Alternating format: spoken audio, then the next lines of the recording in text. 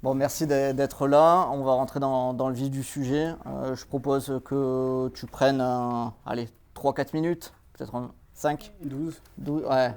Mais juste pour te présenter, nous dire un petit peu qui tu es, ta vie, ton œuvre. Ouais, bah déjà, ouais, merci beaucoup pour l'invitation. Je suis ravi que vous soyez tous là. On va essayer de parler business. Après votre talk, la dernière fois, j'ai compris, c'était sur impact sociétal. Exactement, avec Mathieu Nebra Donc c'est notamment. un peu moins rigolo, un peu moins funky. On va revenir à budget, c'est un peu la thématique du moment, apparemment. Aussi chez nos chères institutions. Donc moi, c'est Florent. Voilà, je travaille chez Cegid, comme vous l'avez compris. J'ai 42 ans, je suis un peu un vieux briscard du produit en fait, parce que j'ai commencé en 2004. Alors moi j'ai commencé dans l'industrie, je suis ingénieur de formation, j'ai commencé dans l'automobile, comme quoi ça mène à tout, hein, la bagnole. Et en 2007, j'ai rejoint une start-up qui s'appelait InFinancials, éditeur SaaS, très niche dans le monde de la finance d'entreprise. Et puis j'ai un peu tout connu là-bas. J'ai commencé comme avant-vente. Et puis j'ai fait du produit, puisque le produit n'existait pas vraiment. Il a fallu trouver le marché. Voilà, c'était un product management balbutiant. Il n'y avait pas encore beaucoup Ouais. Il n'y avait de pas de rôles. meet-up. Hein. Voilà, il n'y avait pas de meet-up French Produit, il n'y avait pas vraiment du X research, il n'y avait pas vraiment de pratiques structurées. Et donc on a découvert ça. Moi, on a créé le produit, c'était un product management avec de l'UX, de la QA, du support. Voilà, il fallait un peu tout faire. Donc ça m'a donné, on va dire, quelques expériences intéressantes. Et puis la crise de 2008 est arrivée. On a failli mettre la clé sous la porte, on a pivoté. Et on est passé sur un mode où on était plutôt sur de la vente directe, donc éditeur SaaS en vente directe auprès de clients qui étaient plutôt des institutions financières, à quelque chose qui s'apparente plus à de la vente indirecte. Et donc un peu switcher le business model et switcher aussi la roadmap et le produit en se disant aujourd'hui j'adresse un marché avec des besoins mais qui est trop le besoin, en tout cas la problématique, ils ne nous connaissent pas pour la résoudre. On a des concurrents américains qui arrivent qui sont très forts. Donc finalement on s'est dit est-ce que notre capability, est-ce qu'elle n'est pas transposable dans un univers où on va venir renforcer un outil d'éditeur tiers qui adresse un autre marché, en l'occurrence plutôt la finance de marché et le trading. Et donc finalement, on a pivoté, on a cherché des partenaires. Et là, ça s'est plutôt bien passé. On a signé 2 gros partenariats qui ont été assez game changer pour nous. Et dont un de ces partenaires finalement est devenu notre acquéreur, puisque InFinancials, on s'est fait racheter par Infront, un éditeur norvégien. Donc toujours assez peu connu en France, puisque plutôt dans le monde des outils, des logiciels financiers. Et puis là, j'ai pris plus de responsabilités sur l'aspect produit.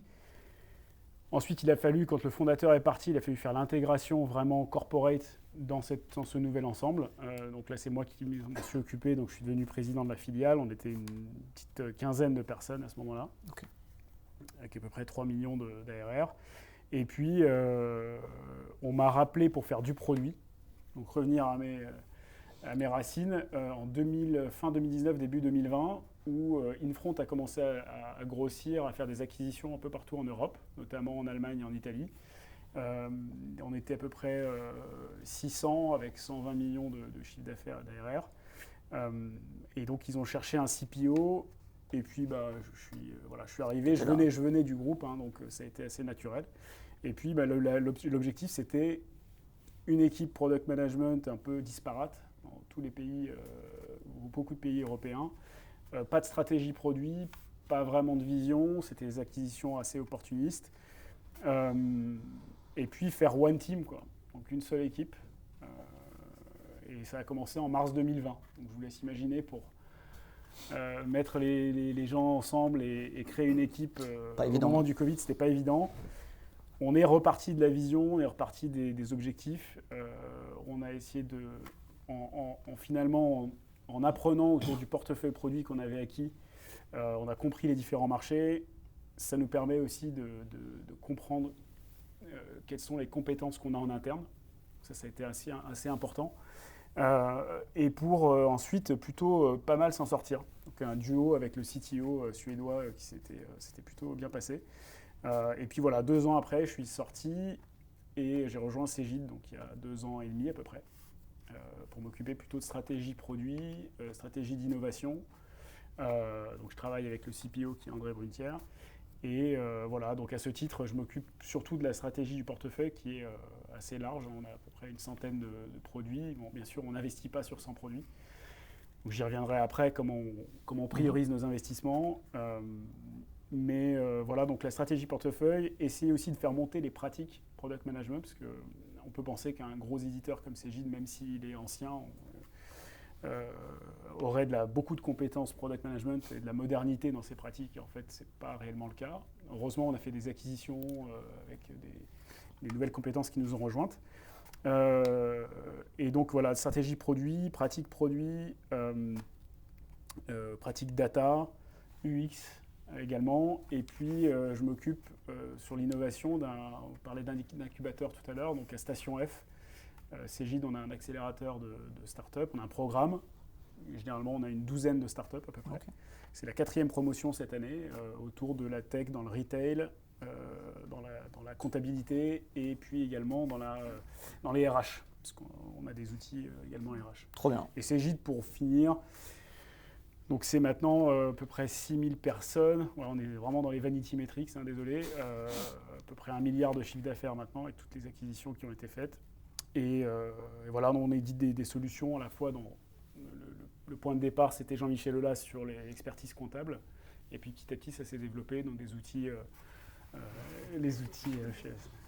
va pas parler de football, des outils RH, Pay, Retail, ERP, Trésor, enfin voilà, tout ce qui concerne les solutions de gestion dans le cloud. Trop bien. Voilà.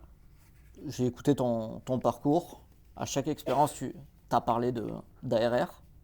Donc j'ai l'impression quand même, tu es bien tombé pour le sujet quand même, on va parler business. Si je te dis impact business dans le product management, ça t'inspire quoi? Déjà, juste avant de répondre à ta question, j'aimerais bien aussi vous dire que, mon but ce soir, et je sais qu'on est tous d'univers différents, c'est un gros éditeur SaaS, ce n'est pas le cas de tout le monde, j'ai discuté avec certains d'entre vous tout à l'heure. Donc il n'y a pas du tout de volonté de vous donner des playbooks, des religions qui seront applicables à tous. Je pense qu'aujourd'hui, on a un besoin, nous, en termes de product management, de revenir un peu dans la place de pilote. Je trouve qu'aujourd'hui, si on regarde un peu l'évolution du marché, on voit que c'est compliqué. C'est compliqué d'acquérir de nouveaux clients, c'est compliqué de faire du business avec les produits. De plus en plus, on est un peu squeezé, donc on revient à ce qu'on ne voulait pas devenir, c'est-à-dire un product management pompier et qui est un peu comprimé entre le marteau et l'enclume. Et si on ne prend pas ces problématiques de business model vraiment en charge, d'autres le feront à notre place et ça ne sera pas bien fait. Et donc on sera de retour à la case départ. Et malheureusement, la case départ en ce moment, c'est souvent le CEO du produit. On se gargarisait d'être CEO du produit. Et parfois, c'est retour à la case maison, CEO de produit à la maison tout court. Donc ça, c'est vraiment... Donc l'objectif de ce soir, c'est plutôt de vous partager des concepts ou des clés de lecture pour que vous repartiez d'ici en vous disant ouais, en fait, peut-être que ça va vous rendre inconfortable, ce qu'on va dire peut-être sur certains axes. Mais pour moi, c'est important que vous partiez d'ici en vous disant ok, tiens, il y a peut-être un truc qu'il faut que j'explore et que je me mette en zone d'inconfort pour pouvoir parler le même langage et être beaucoup plus impactant en interne dans vos organisations. Et puis bien sûr que ça ait des résultats après sur les KPI business. Mais c'est vraiment le point de ce soir. Je pense qu'il faut qu'on en ressorte tous avec. Ça va être un échange aussi là-dessus. Et on voit que beaucoup d'éditeurs, si je vous dis les éditeurs, on est quand même sur des discussions régulièrement assez malsaines où finalement on parle plus d'EBITDA que d'ARR. Donc finalement, quand on n'a pas la main sur le business model, quand les résultats ne sont pas là, on finit par parler d'EBITDA. Quand on parle d'EBITDA, on va venir par parler de ressources. Ouais, et là, c'est des discussions assez malsaines. Donc, le but, c'est d'être plutôt dans un bagage technique, un bagage de langage et de concept, pour pas que vous vous retrouviez dans ces situations-là. Moi, je vais vous raconter une anecdote. Donc, pourquoi j'ai quitté Infront aussi il y a 2 ans et demi, ça je ne vous l'ai pas dit. Moi, j'étais produit by the book et en même temps, j'ai appris par expérience. Beaucoup d'émotions avec les produits, beaucoup d'émotions avec les personnes. Moi, je suis quelqu'un qui travaille beaucoup sur l'humain. Et le nouveau CEO, donc quand Infront a été racheté par un fonds d'investissement anglais, donc ils ont mis un nouveau CEO, les fondateurs sont partis. Et c'est quelqu'un avec qui je m'entends bien par ailleurs, mais qui m'a posé des questions qui m'ont vraiment rendu inconfortable. Et ces questions, c'était, il m'a dit, donne-moi ta roadmap pour tout le groupe Infront, donne-moi les initiatives majeures, explique-les-moi, et donne-moi l'impact sur le business, l'impact ARR. Et là, je me suis senti un petit peu dans la merde parce que c'est pas quelque chose que j'avais construit avec les équipes. Moi, j'étais plus sur une séquence où je sortais d'une construction d'équipe, construction de vision, des KPI qui sont des KPI, soit des vanity metrics, soit des KPI plutôt, je sais pas, d'adoption, engagement, usage, qui sont qui sont à la fois utiles et qui sont utiles en product et obligatoires. Mais ça s'arrêtait là. Il me dit, c'est simple. Si tu me donnes pas d'euros en face, elles sont toutes arrêtées. Tu clears ta roadmap et on repart de zéro. Et c'est ce qui s'est passé. Et donc, pour pas me retrouver dans cette situation-là, moi, je suis parti parce que j'avais trop d'attachement aux produits, aux people, et donc ça, c'est mon histoire où j'avais fait 15 ans dans le même business, donc je suis allé ailleurs. Bien sûr. Et finalement, ça m'a vraiment choqué, comme parfois vous avez peut-être été choqué par cette discussion que vous avez en interne dans vos boîtes respectives. Et c'est quelque chose que du coup, j'ai mis en place chez Cegid avec aussi une peut-être très pragmatique chez Cegid. On est un peu plus orienté impact business. Et du coup, avec moins d'attachement, donc là je vous livre quelque chose de personnel, du coup j'avais moins d'attachement aux produits, je l'ai beaucoup moins chez Cegid, je n'ai pas grandi avec Cegid. C'est pas le tien. C'était pas mes produits en partie et en grande partie. Et donc là on arrive sur, ok, c'est très bien de faire monter en compétence la pratique product management, mais comment avec ça on va impacter. Et plutôt que, on l'a vu, le sujet c'est impact business. On a parlé pas mal avec Marc qui me dit c'est la moula, c'est le business. Et en fait, et nous, c'est un peu, quand on est product manager, je ne sais pas pour vous, mais quand on se dit je suis au service du business, c'est-à-dire le produit au service du business, ça vous choque peut-être? Non, ça ne vous choque pas? Moi, le service du business, c'était un peu sales, les sales. Et c'est pas beau, le mot business. Et en fait, pour moi, je le perçois maintenant ou je le retranscris sur le produit au service du business model. C'est juste un petit élément de langage, mais le business model, c'est important. Et si on maîtrise, donc pour répondre à ta question, c'est l'impact business, ce que je notais en préparant, c'est en fait on est au service des différents drivers du business model, donc ça dépend bien sûr de nos industries respectives. Nous, on est un éditeur, donc quand on est un éditeur, c'est quoi? C'est effectivement l'ARR, l'expansion de l'ARR liée aux nouveaux clients, liée aux augmentations de prix, liée à l'upsell et au churn, donc à la rétention. Donc ça, c'est un peu les grands drivers. Et comment nos roadmaps, nos initiatives, nos investissements vont être au service de ces drivers et qu'on ait cette réflexion, toujours, c'est notre moteur, le moteur de croissance dans le SaaS, c'est les drivers que je viens de vous donner, et comment on va être au service dans nos roadmaps là-dessus. Après, il y a aussi les enjeux du moment. Quand je vous dis ça, c'est les drivers classiques d'un éditeur SaaS. Là, l'enjeu du moment pour Cegid, je vous le partage, c'est pas acquérir de nouveaux clients. Aujourd'hui, ça coûte très cher d'acquérir de nouveaux clients et il n'y a pas de traction sur le marché. Alors, je ne sais pas si pour vous dans vos industries respectives, mais clairement, le marché il commence à s'arrêter. On rentre dans une crise économique, donc c'est difficile pour tout le monde. On est bien rentré. Donc acquérir de nouveaux clients, c'est pas le moment forcément. Alors là, on voit ce qui se passe à l'Assemblée, donc je suis pas certain qu'il y ait beaucoup de décisions d'achat qui se fassent dans les prochains mois, en tout cas sur pas mal d'industries et de secteurs. Et donc, le nouveau client, c'est pas forcément la thématique. Par contre, la chance qu'on a chez Cegid, c'est qu'on a énormément de clients. En plus, ils sont assez sticky, il y a vraiment de la fidélité. Il y en a qui ne sont pas contents, bien évidemment, mais globalement, on a cette base client. La base client à travailler, c'est beaucoup moins cher. C'est beaucoup moins cher en termes de coût marketing. En revanche, ça ne veut pas dire que c'est facile. Si on regarde le modèle de rémunération des commerciaux, souvent, et ça, il faut vous le regarder dans votre boîte respective, c'est vraiment un indicateur qu'il faut regarder en premier quand vous analysez un business, au-delà du business model, c'est dire comment sont rémunérés les commerciaux. Nous, ils sont beaucoup mieux rémunérés sur des nouveaux clients parce que le montant du booking, donc de l'affaire, il est plus important que venir vendre des add-ons, des innovations que nous, product managers, on aura voulu monétiser. Donc pour que le mec il décroche son téléphone pour aller vendre un add-on à, je sais pas, 5 000, 10 000 euros sur un produit qui en vaut 50 000 par an, il ne va pas le faire. Ouais, logique. Donc c'est toutes ces mécaniques, finalement, comprendre le go-to-market, comprendre les différents drivers du business model, de vos business models respectifs, comprendre ce qui va faire la différence. Et là, on n'est pas sur, je fais la roadmap, j'en suis pas là. J'essaie déjà de comprendre quelles sont les mécaniques. Et voilà, et donc aussi, en tant qu'éditeur SaaS, le dernier point, parce que je commence à être très long, c'est le SaaS, on s'est toujours dit, je ne sais pas pour vous, mais à un moment donné, il y a beaucoup de réflexions que j'entends, c'est le SaaS, oui, mais c'est un abonnement, tout doit être compris. Donc quand j'apporte plus de valeur, quand je suis abonné, les clients, ils ont compris, non mais attendez, surtout nous, CJ, on les a migrés du on-prem, parce qu'on avait du legacy avec des gens qui étaient sur de la licence et on facturait de la maintenance, donc ils possédaient le logiciel, à se dire, non, maintenant je le loue. Donc bien sûr, on a fait un gros swing par rapport à la maintenance, on passe maintenant à l'abonnement, ça coûte plus cher. Par contre, tout est compris, vous avez les évolutions.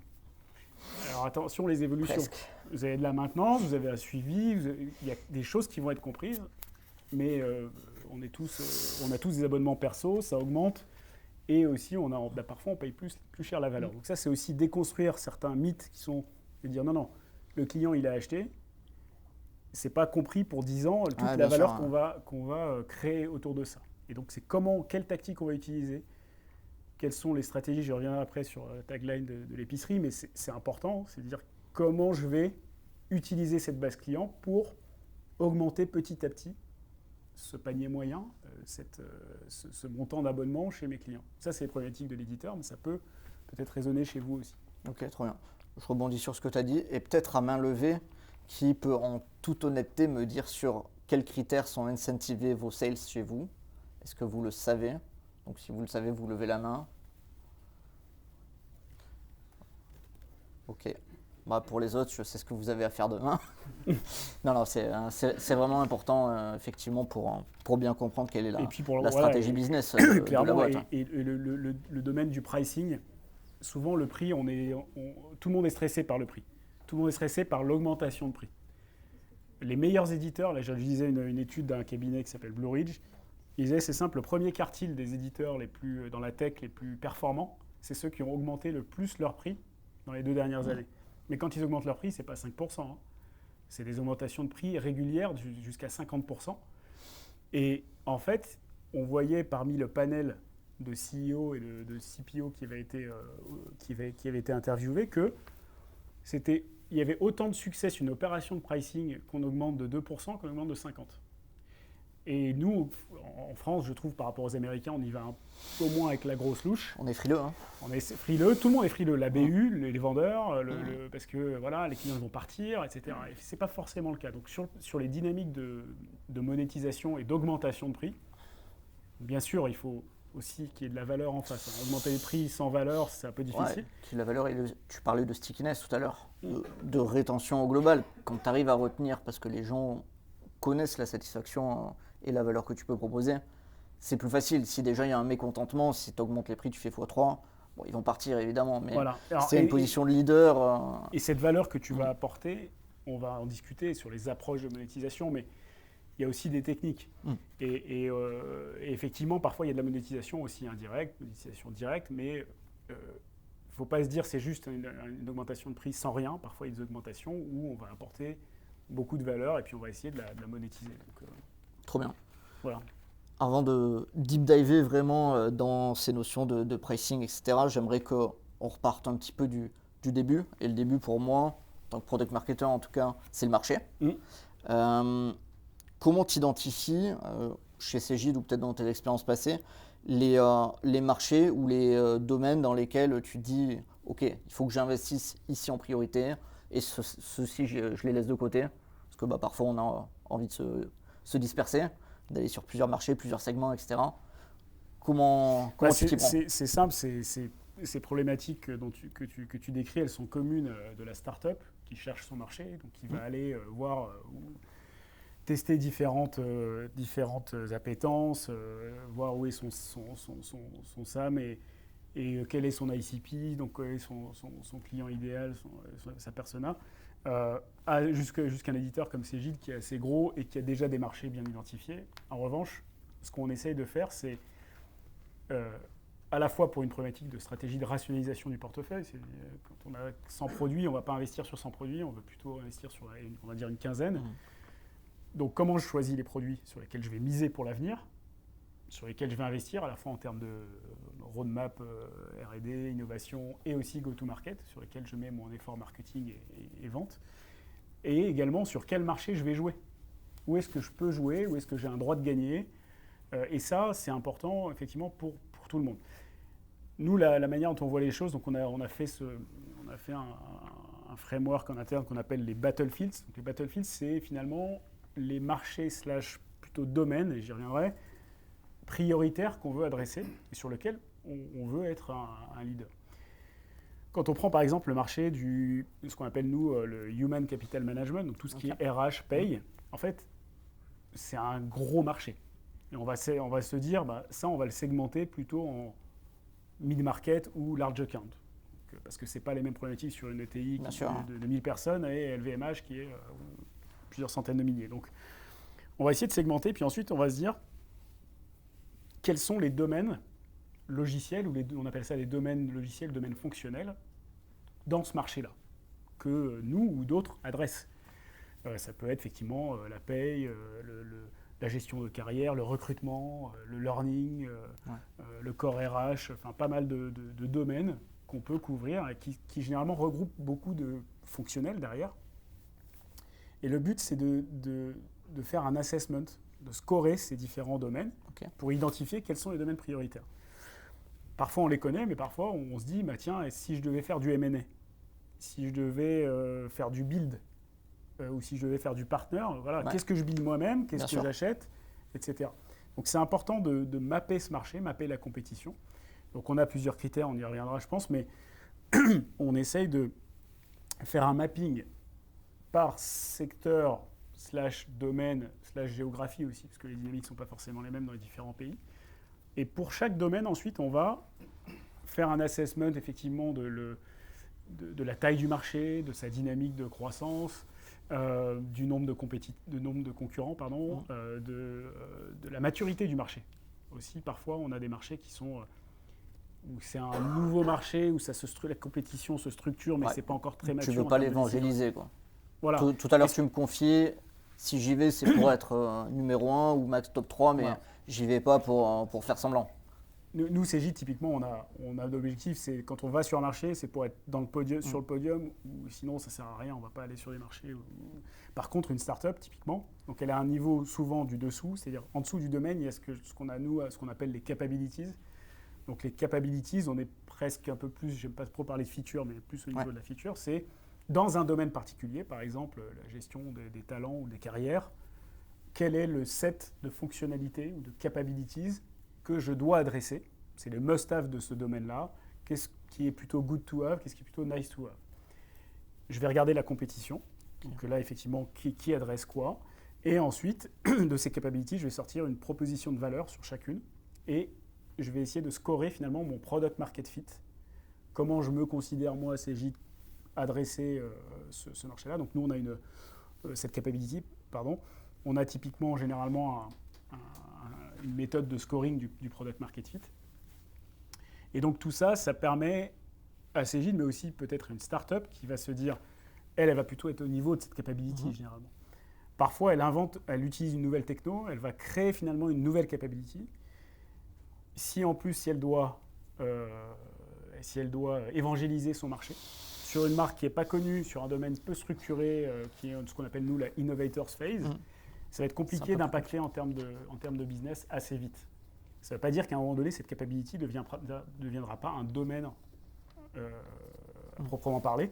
Mais vraiment, moi, ce que je dis aux startups que j'accompagne là-dessus, sur la strat produit, c'est important de savoir où on est, c'est quoi notre valeur et pas aller chercher des marchés où on n'a pas le droit d'être présent, où ça va être très compliqué d'impacter. Tu n'arriveras pas à t'imposer.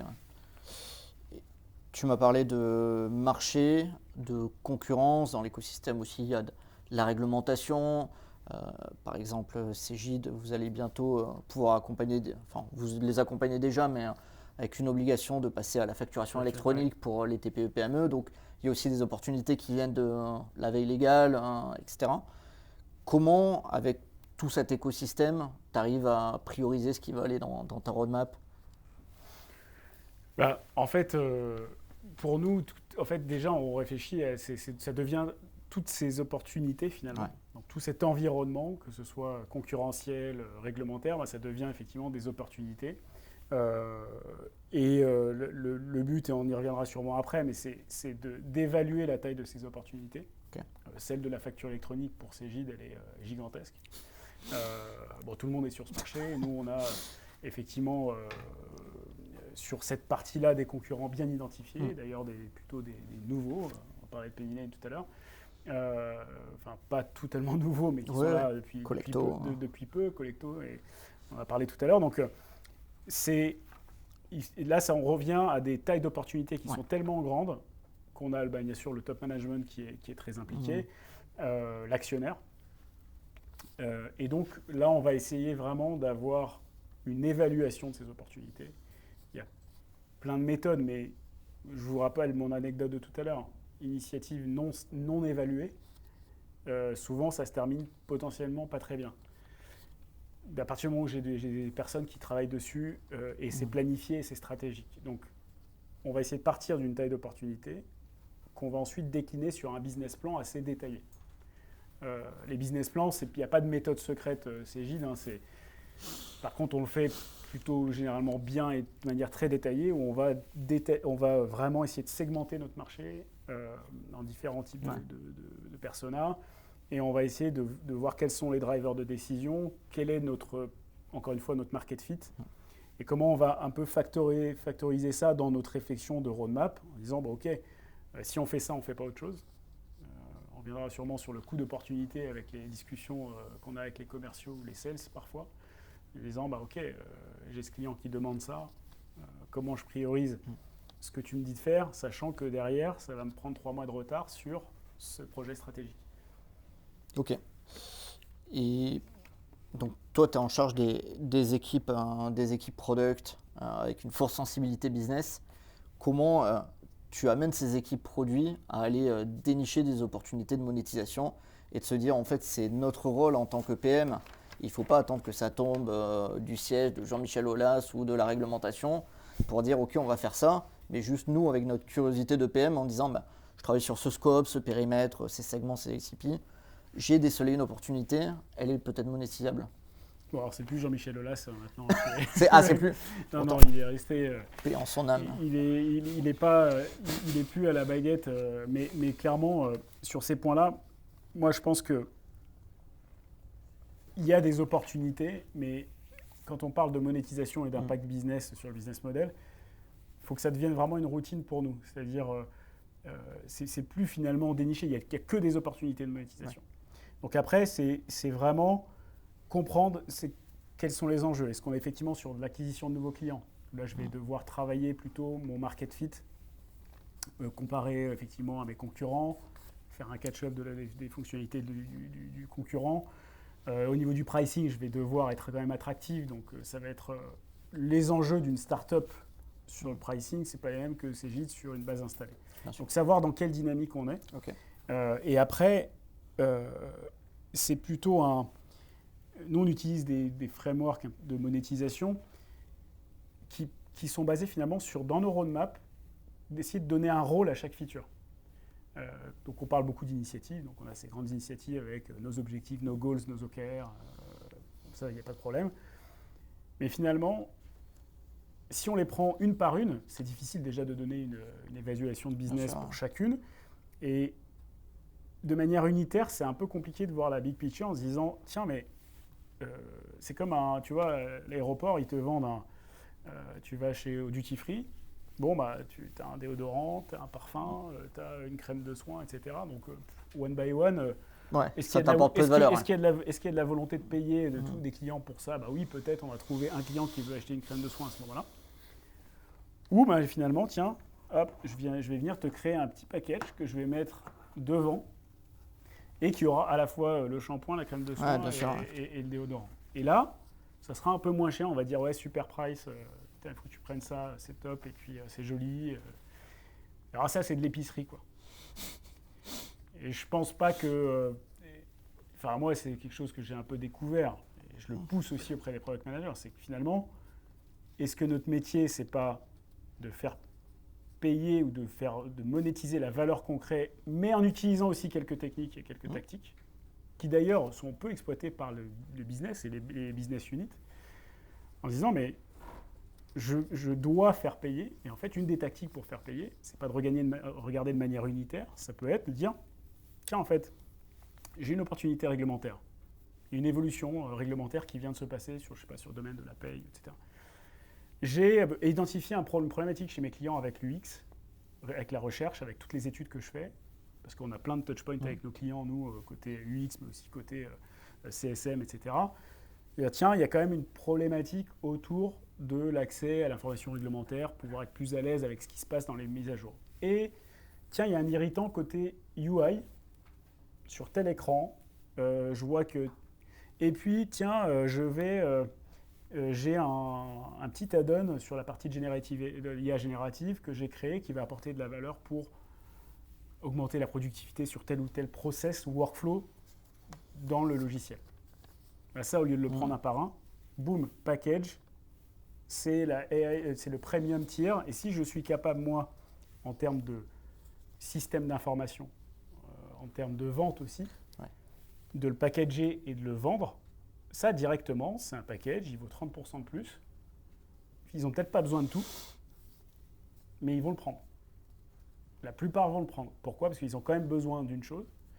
Et donc, cette tactique qui est très difficile, j'en ai conscience. Et puis, quand je vous dis qu'on essaie de le faire chez Cegid, c'est pas practice chez Cegid. C'est qu'on essaye de le mettre en place. Mais de sortir du... Si on fait je vous l'avais dit, unitaire, la valeur unitaire juste du déodorant, donc juste de la partie irritante d'un écran où le mec il a un gros problème. On pourrait se dire soit on ne le monétise pas. Ça n'a pas beaucoup de valeur, ça augmente l'expérience client, c'est très bien. L'expérience client, c'est mieux si on augmente le panier moyen aussi. Mais de manière unitaire, ça n'a pas tant de valeur. C'est le fait de la packager. Et donc on a tout ça pour revenir à la notion de rôle de la feature. C'est-à-dire qu'en fait, dans les features qu'on fait, on essaie d'identifier un rôle qui peut être un rôle dont on a différents rôles, c'est une taxonomie interne, mais qui peut être le rôle on appelle le filler. Donc filler, c'est un peu le filler d'un package où tiens, ça n'a pas beaucoup de valeur, il y aura de l'adoption rapide, c'est pas mal, tac, ça vient filler de package. Après, j'ai le leader, premium leader, donc en fonction de la valeur créée puis le temps d'adoption. Donc ça vous donne un espèce d'équilibre dans la roadmap où finalement, si vous êtes que sur des premium leaders, donc qui vont généralement être longs à développer, longs à introduire sur le marché, longs en termes d'adoption, parce que plus l'initiative est ambitieuse, généralement plus le temps d'adoption et d'onboarding et d'engagement du client est difficile à avoir. Et donc, il faut un équilibre dans la roadmap. De donner ces rôles à ces features, c'est comme une catégorie finalement, ça vous permet de décliner ensuite, en tout cas ça nous permet, nous, de décliner une taxonomie de monétisation. Donc c'est une approche de monétisation. Cette approche, ça peut être quoi? Ça peut être dire non mais cette feature c'est un free enrichment. Free enrichment, ça veut dire que je la mets gratos. Je la mets gratos, ça veut dire que c'est la monétisation indirecte. Si je la mets gratos, ça veut dire que j'augmente mon market fit d'un côté, et j'augmente l'expérience client pour le même prix. Donc c'est indirect parce que je vais peut-être avoir plus de stickiness. Oui, plus de satisfaction client. Voilà. Et après, la différence, c'est quand j'ai suffisamment de valeur, je crée un add-on ou un nouveau produit. Ok. Tu me disais, tout est opportunité chez Cegid. Enfin, c'est pas que chez Cegid, on essaie. Mais c'est plus que vous ayez le réflexe. Et tu as raison, c'est vrai qu'il y a beaucoup d'opportunités. J'imagine qu'il y a des freins à la monétisation. Alors j'en ai cité quelques-uns. En fait, les freins, ils sont partout. Alors, je pense qu'on a une culture déjà qui n'est pas la culture américaine. Donc sur le business, on se met tous des freins. On se donne plein de raisons de ne pas faire les choses. Moi, j'ai bossé beaucoup avec les Nordiques qui se posent un peu moins de questions. Nous, culture latine, franchement, déjà parler moula, comme dirait Marco, ou parler argent avec le produit, c'est un peu péché. Donc déjà, nous, je pense qu'en tant que product manager, en tout cas moi c'était mon cas, peut-être vous aussi, c'est dire non, bon, nous on pense à l'utilisateur, on pense à l'expérience. Les euros, c'est pour le business. Non, c'est déjà de déconstruire un peu ce mythe-là. Et après, d'être sur on a des freins qui sont aussi pas que product management. Généralement, même chez nous, on le voit, on a réussi, en tout cas en 2 ans de transformation, ça n'a pas été... j'ai pas mal galéré à le faire accepter, mais là, je sens cette transformation chez les directeurs produits et product managers que j'accompagne. Je sens la différence de discours, qui est beaucoup plus ambitieuse, beaucoup plus orientée monétisation. Et après, c'est plutôt l'organisation aval qui pose des freins.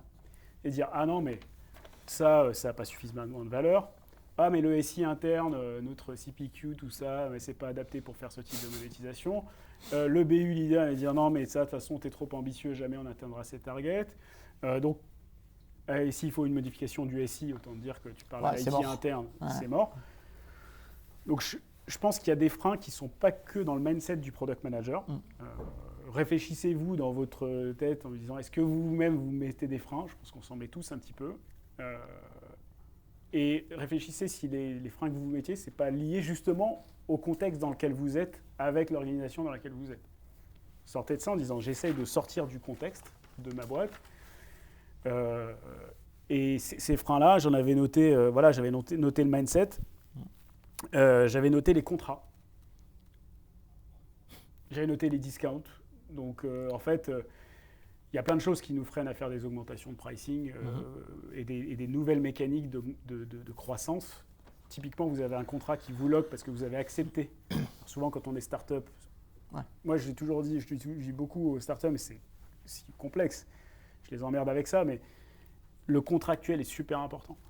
Bien sûr. Parce que, et nous, c'est le cas aussi. Il faut savoir qu'on a, pour vous donner la petite anecdote, on est leader absolu du marché de la fiscalité en entreprise.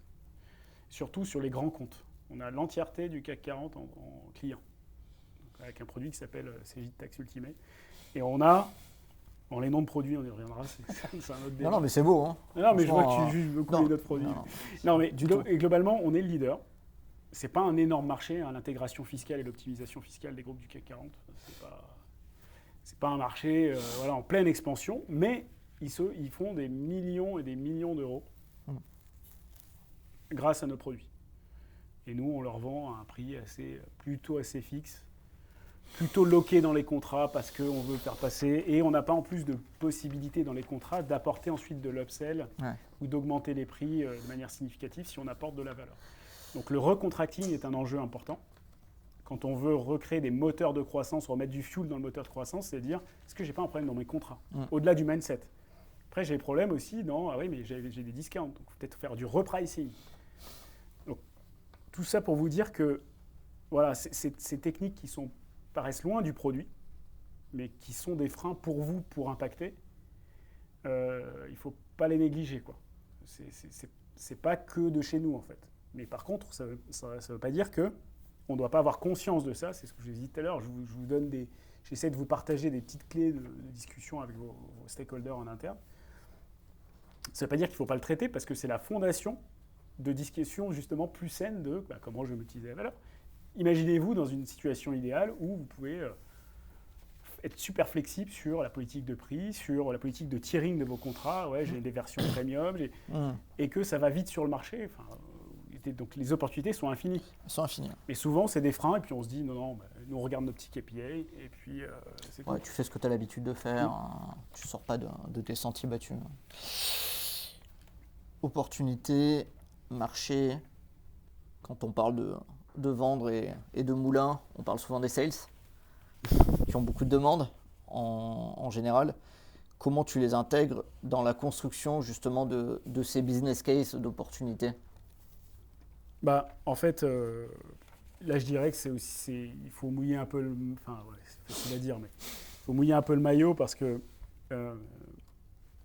le problème c'est quand on s'engage trop, quand on les intègre trop vite et qui se disent tiens, je vais faire du produit.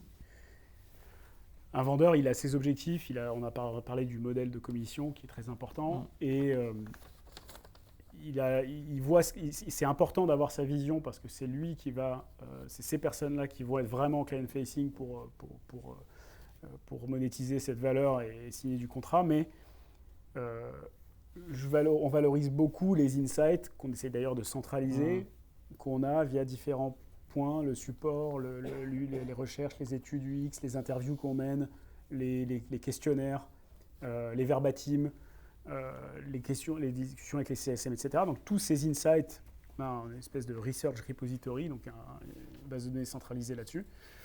Et quand on a des initiatives, notamment sur l'IA, donc on a beaucoup parlé d'IA générative depuis quelques mois maintenant, un peu plus même.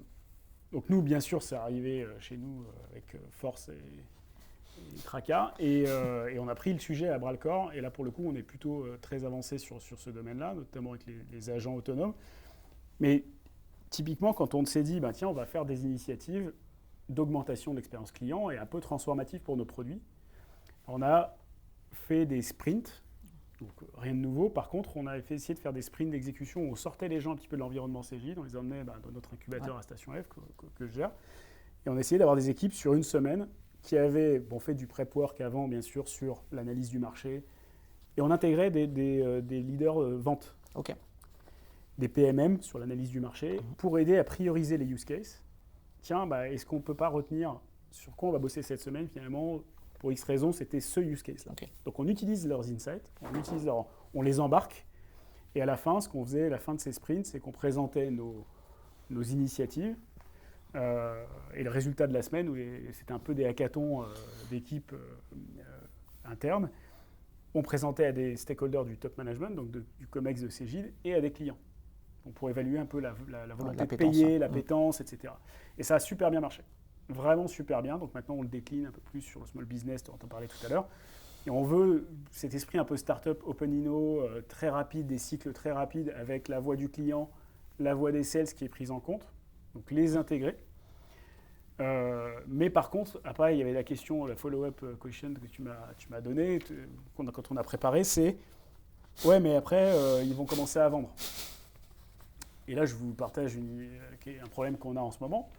Donc on a une super initiative qui marche très très bien sur tout ce qui est entretien de performance RH. Vous savez, vous faites vos entretiens annuels, et sur nos outils RH Talentsoft, on a ce fameux formulaire d'entretien. Je vois les têtes, c'est super sympa avoir remplir des formulaires de ah ouais, c'est quoi tes achievements de l'année, etc. C'est un peu pénible. Donc il y a un peu un pain de cette gestion de l'entretien annuel qui est assez horrible. Et là-dessus, on a utilisé la GenAI de manière très pragmatique, pas un chatbot sur le côté, etc. Mais on a fait vraiment des petits outils ultra agréables. On peut raccorder bien sûr à la voix. Il y a des vérifications sur bien sûr est-ce que ce qu'on dit n'est pas un peu limite, etc. Il y a des suggestions. Enfin, c'est vraiment l'expérience. Elle est top. On a fait un sprint, ça avait bien marché, on avait vu l'appétence. On l'a lancé en production, en Early Adopter Programme depuis 2 mois. Et puis ça y est, donc on a vu, super feedback, volonté de payer, tout est prêt. Les vendeurs sont super chauds, on a embarqué un peu le marché, donc pas que ça, parce que ça faisait partie d'un tout. Et puis là, on bloque sur les outils internes. Et le pricing, et attention, et il y a toujours, mais est-ce qu'on a fait un ready to market? Et oui, mais le SI, l'offre CPQ, elle n'est pas configurée, et donc on ne peut pas vendre. Donc chaque jour, c'est de l'ARR qui part, qui part surtout par entrée. Et c'est pour vous montrer qu'en fait, on peut très vite être rattrapé par l'inertie interne, un truc qui fonctionne bien. Et si on n'a pas pensé en anticipation toutes ces problématiques de mise sur le marché, et nous, on a beau faire des sprints où les gens sont restés jusqu'à 2h du mat à bosser, les devs, les PM, etc., les QA, les archis, ils sont restés toute la semaine à bosser quasiment 24 heures sur 24 pour que derrière, il y a des discussions de pricing qui durent 2 mois. Ça, c'est pas vraiment acceptable. Et on apprend de nos erreurs, on va, je pense, modifier ça. Mais c'est vraiment important d'embarquer. Bon, j'ai un peu digressé sur les vendeurs, mais non, c'est intéressant. embarquer le business là-dessus. Et non, je sais pourquoi j'ai digressé. C'est qu'en fait, les vendeurs, bon, c'est enregistré, j'espère qu'ils ne regarderont pas, mais ils commencent à le vendre un peu sous le manteau. Bah, c'est le problème. Mais c'est sûr, enfin, c'est tellement intéressant et en fait, voilà, c'est sous le manteau, c'est pas bon. Donc nous, on veut avoir un plan où on embarque les commerciaux et le business sur des propositions de valeur, sur une vision, sur une value, voilà, sur la value propre. Et si on commence à être très sur la feature en early adopter programme, c'est-à-dire qu'il la voit, Ouais. il voit que son client veut l'acheter, bon, bah, le pricing n'est pas prêt, on va se débrouiller autrement. Voilà. Et donc, ce qui aboutit au bout de cette semaine, que je comprenne bien, c'est quoi? C'est un MVP ou c'est un produit fini, modulo, le SI et le Non, c'est un pricing? produit fini. C'est un produit fini. Tout est câblé. C'est Ok. juste que c'est la machine. Bon, déjà, c'est pas mal parce qu'il y a plein de startups qui n'arrivent pas à faire ça. Et du coup, est-ce que c'est toi qui dois gérer un petit peu cette frustration des sales de se dire, bah attends, on a un truc qui répond au marché, qui est fonctionnel, les clients y kiffent, moi je vais me faire des en or, et c'est juste un truc de pricing qui bloque. Ouais, je pense que après, ça va se régler parce qu'on a le leader de la BU qui est engagé. Donc, Ouais. c'était juste pour vous donner un peu l'exemple de. En fait, je suis product manager, je vais accélérer les choses, je vais transformer la manière dont je fais les choses. En plus, avec la GenAI, je suis obligé parce que ça remet en cause beaucoup de choses. C'est pas le sujet d'aujourd'hui, mais on va pouvoir faire un tour. J'étais sûr qu'on en parlerait. Et finalement, on a beau faire la transformation, on a beau avoir nos KPI, l'adoption elle est top, l'appétence, et puis bon, bah, l'ARR il n'est pas rentré. Et donc ils vont peut-être nous dire, ouais, mais c'est vous, produit, vous n'avez pas anticipé ça. La configuration des offres dans CPQ et dans le SI interne. Et donc si on apprend de nos erreurs, hein, mais au final, si on reste bloqué dans notre petit monde du product management et qu'on ne gère pas toute cette chaîne, en fait, il faut la gérer pour les autres, pour qu'eux, ils soient au service finalement de la stratégie et de l'impact qu'on veut créer, qu'on a planifié. On a tout vérifié, c'est bon, les gens sont prêts à payer, vas-y, on y va. Voilà. Ok. Et après, ça revient sur, tu avais une question aussi sur la partie répartition de la roadmap, comment justement, on gère les commerces. Ouais, j'allais y venir, justement. En plus, tu es Cégide, donc tu as un legacy de ouf. Donc j'imagine que tu as de la On a aussi de maintenance. l'innovation. Tu as de la maintenance, tu as de la technique. Il faut faire de la valeur business. Il faut ouvrir des marchés. Il faut innover, passer des opportunités, etc. Et j'imagine, on l'a beaucoup vécu. On va voir le codir. Ils disent, bah, fais tout. Et bon, c'est sympa. Donc eux, ils nous aident pas vraiment à prioriser. Comment toi, du coup, tu t'en sors dans tout ça? Parce que bah, tu as conscience que si tu fais pas l'innovation, tu vas rater un momentum, tu vas rater un marché. Si tu maintiens pas ton stock technique, tu vas perdre des clients. Comment vraiment t'arbitres ça au quotidien? Je pense qu'il y a peut-être 3 éléments de réponse que je pourrais donner. C'est il y a, je l'ai déjà donné, c'est l'évaluation des initiatives, elle est super importante. C'est-à-dire qu'il ne faut pas sous-pondérer ce travail stratégique, que ce soit au niveau du leadership produit ou du product manager. Si vous êtes product manager, il y a donc travailler avec vos homologues du product marketing pour vraiment évaluer ces opportunités, ces initiatives et carrément même faire des hypothèses qui sont peut-être trop ambitieuses, ou c'est possible, mais qui soient, quand on maîtrise encore une fois ces mécaniques du SaaS et ces mécaniques du business model, on est capable de dire, bah, ok, si je le mets à l'instant T sur le marché, voilà ce que ça va me rapporter en termes d'adoption, je fais un ramp-up, je dis au début, il y a combien de clients qui vont souscrire, etc. Je fais ce plan et ça me donne à peu près une évaluation. Alors, je peux faire du t-shirt sizing aussi, hein. Ouais. Mais généralement, c'est bien de mettre un peu d'euros en face pour comprendre, surtout pour un éditeur comme Cégide. Et ensuite, ça peut nous aider à arbitrer et d'avoir des discussions plus saines avec le management qui peut critiquer ces chiffres. Mais à la limite, une fois qu'on critique les chiffres, on ne critique pas forcément le produit. Donc ça, c'est le premier élément de réponse. Et ça marche bien pour de la fonctionnalité, donc que ce soit de l'innovation, de l'ouverture de marché, etc. Comment tu justifies la maintenance de ton stock technique? Est-ce que, à contrario de dire je ramène plus d'ARR ou je ramène plus de parts de marché, tu vas dire on va perdre du revenu, on va avoir de l'attrition, du churn de clients, etc. Pour justement mettre ça dans la balance, parce que, in fine, ton stock technique, tu peux y bosser dessus, il va pas te rapporter. Alors ouais, c'est peut-être le deuxième élément que je voulais donner, c'est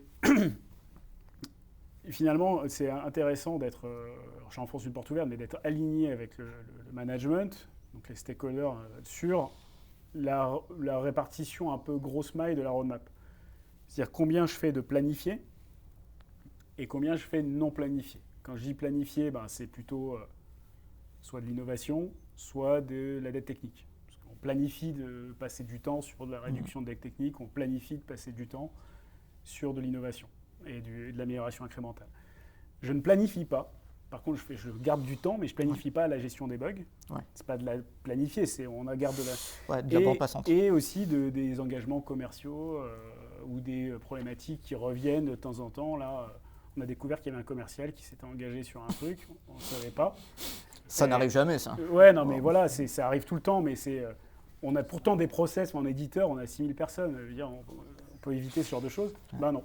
Et donc, on se retrouve on n'avait pas attendu ce truc-là. Donc, il faut savoir que ces demandes un peu ad hoc, et ça arrive tout le temps, donc il faut se mettre d'accord à peu près sur... En tout cas, c'est la théorie, mais c'est plus dur en pratique, mais essayer d'avoir l'alignement sur globalement les grosses mailles de pourcentage de roadmap. Ouais. Ça, comme ça, c'est une manière aussi de voir si le management est aligné avec nos objectifs et notre manière de faire.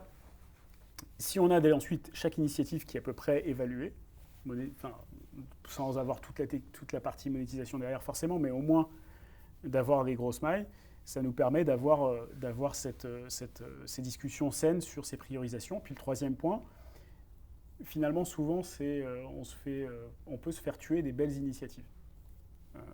Et souvent, c'est d'ailleurs les grosses initiatives, parce qu'on n'arrive pas à aller en fonction. On a des engagements commerciaux qui arrivent, on a le top management qui nous dit ça.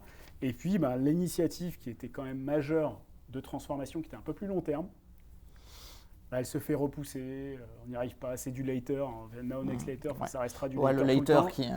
Et ça, si on n'a pas travaillé en alignement, donc là, nous, on a fait pour des initiatives stratégiques, on a fait un nouveau process de ce qu'on appelle d'ALM, pour faire des gates d'alignement avec justement toutes les parties prenantes. Parce que là, je vous ai beaucoup parlé du management et du sales, mais il y a aussi le cloud, la sécurité. On est chez un éditeur. Le légal. Le légal, etc. Donc en fait, on fait des gates et les premières sont beaucoup autour justement de l'alignement avec le top management sur l'opportunité, la taille, enlever les freins, quels sont les risques, etc. Quels sont les coûts, bien évidemment. On parle beaucoup de revenus, mais pas beaucoup de coûts ce soir, mais c'est important. On se met d'accord et toutes ces gates d'alignement peuvent nous permettre aussi d'avoir des discussions plus saines sur la priorisation.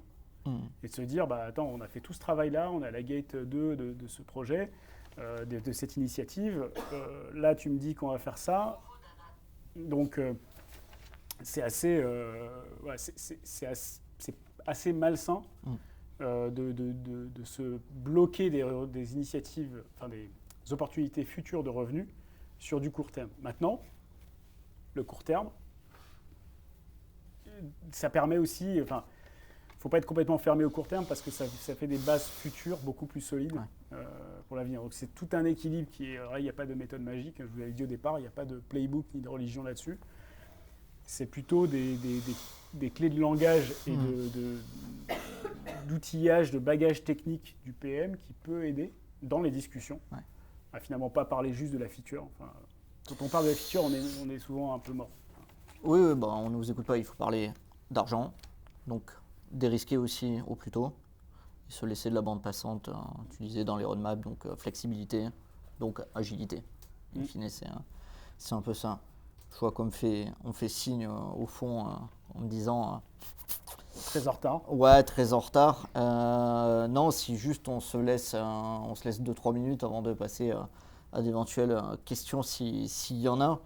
Si tu devais nous livrer... une leçon ou un key takeaway avec lequel tu veux qu'on parte ce soir, que ce soit par rapport à ton expérience, par rapport à des éléments spécifiques du business, qu'est-ce que ce serait ? Ouais, en fait, on l'a un peu abordé, mais c'est peut-être les key takeaways. Donc, on a parlé d'épicerie. Moi, c'est un peu stratège et épicier. Je pense qu'il faut avoir ce côté assez ambivalent, mais qui est, c'est pas mauvais d'être épicier. Ça peut, en fait, finalement, ça peut aider à passer des initiatives stratégiques aussi. Donc, c'est l'équilibre court terme, long terme. Il faut faire du business avec nos produits et être au service du business model. Donc, bien connaître ces mécaniques. Ça, on l'a dit aussi, c'est plus vous vous formez là-dessus, plus vous parlez à vos stakeholders et vous essayez de les comprendre, Vous parlez aussi au top management sur les mécaniques, comment on fait un plan stratégique. Et surtout, votre rôle aussi, le rôle surtout aussi des leaders produits, c'est de décliner le plan stratégique en plan produit. C'est comment je vais être capable de dire, mon plan stratégique, il dit, c'est Gilles, c'est connu, c'est 1,3 milliard 2026. Donc, le plan stratégique, ça c'est l'objectif. Ouais. Bien sûr, il y a des piliers de ce plan stratégique qui sont au service de cet objectif. Typiquement, expérience client distinctive, etc. Et donc, bien connaître ce plan stratégique et se dire, OK, mais là, j'ai travaillé cette année puis l'année dernière sur, en fait, il n'avait pas été vraiment décliné par produit, avec notre stratégie de rationalisation, de catégorisation de nos produits en fonction de croissance, legacy, etc. Et donc de décliner en se disant, est-ce que le produit est capable de sortir ça? Est-ce que je suis capable de produire une croissance organique à travers des mécaniques de pricing, d'upsell, de nouveaux clients, de churn, enfin de réduction du churn, ou de migration? Est-ce que je suis capable? Est-ce que le produit, finalement, le marché est capable, en termes de décision d'achat, d'apporter ce volume. en vue de avec mon product market fit, est-ce que je suis capable d'atteindre ces objectifs stratégiques? Donc ça, c'est vrai que c'est un point assez important. Donc c'est un autre takeaway que je vous dirais, au-delà des mécaniques du business model, c'est bien comprendre l'alignement entre le plan stratégique et vos objectifs produits, vos KPI. Et voilà, ne pas rester sur ces fameux KPI produits, de performance produit qui sont super importants. Nous, on n'est pas très mature, pour être tout à fait honnête avec vous là-dessus.